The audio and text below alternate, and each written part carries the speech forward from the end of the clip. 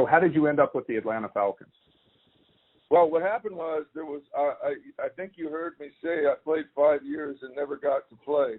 And there was no rule. Mouse got the rules adjusted because Portland State at that time was a 1AA or Division II, not even 1AA, Division II football program.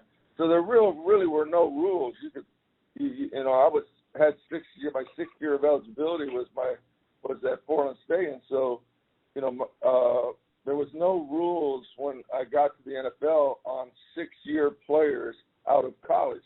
They had the draft rules for 5 years out of college, but nothing for a 6th year. So I was being flown around to Seattle. I had dinner with Jack Patera. I had Kansas City. I was going to all these cities, and they were taking me out to dinner trying to talk me into signing as a college free agent with their with their program. And so I got to Atlanta, and I was supposed to go to Miami, and that's where I really wanted to sign because Bobby Beathard had some connections in Oregon, and Bobby Beathard had come and watched me practice and personally throw, and I just liked the guy. And so I was going to go to Miami on the last stop and sign with them, and so I'm in the hotel in Atlanta, and I get a call from Bobby, and the NFL amended the NFL Constitution that I had to go into the draft. They added a 6-year player.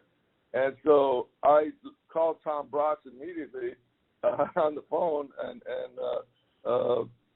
Eddie LeBaron, who was GM at Atlanta, I said, listen, I'll just sign here now. I don't want to go into the draft. Let's just predate the contract. And so Tom Bratz called me back and said, okay, we'll predate the contract and you'll sign, and that's how I ended up in Atlanta. That's great. And so that quarterback meeting room, memories of Steve Bartkowski. Well, Bart was, as you know, the number one pick in the draft in 76 or 75. I can't remember. I think 75. And, that was kind of how what changed. He was 6'4", maybe even a little taller than that, 230 pounds, had an unbelievable arm. I mean, his arm was like, probably the best that ever had gone into the league at that time. And we lockered next to each other. We became friends. I was best man in his wedding. In fact, he just left Hawaii last week. He was here with me. He was a gunslinger, stand in there, throw it. I can remember him playing with, nowadays it's hard to figure about. You break your ribs. He broke his collarbone and didn't miss a game.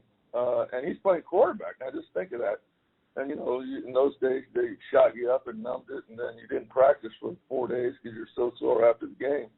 And he made the Pro Bowl, and I think 80, 81, 82, he had a couple unbelievable seasons right there.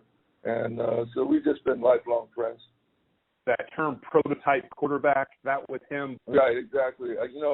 The quarterbacks, really the first one, which was about the same time as Bart entered the league, and really the reason I started to play quarterback was there was a guy that you know obviously, and hopefully your listeners do, named Jim Plunkett, and he was the first 6'4" kind of pocket passer in college football. Everybody else was running, throwing bootlegs, sprint outs, option.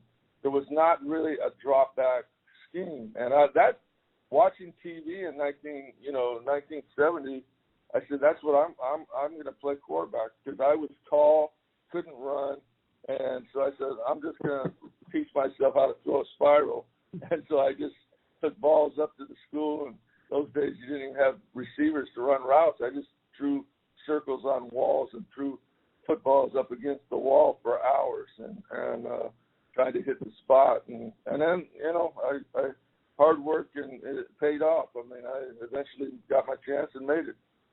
You came from an offense that was like none other in college. You come to the Falcons, and it's still old school stuff. Were they picking your brain? All the time. In fact, Lehman Bennett we would come in, the quarterbacks, you go in Sunday after Sunday game, you watch the film, and then Lehman would meet with the quarterbacks after the Monday meeting, and then Tuesday was off. And so on Monday, I would hang. He wanted us to hang and look at the next opponent's film and do some stuff and put down any ideas that you had on versus the upcoming opponent.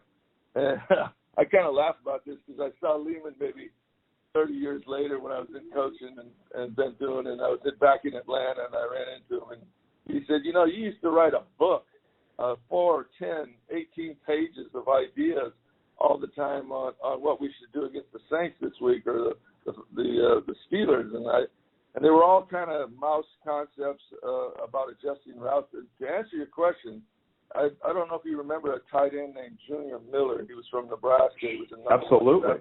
We used to run routes that were like everybody ran a curl, and then the backs ran flats or swings or whatever.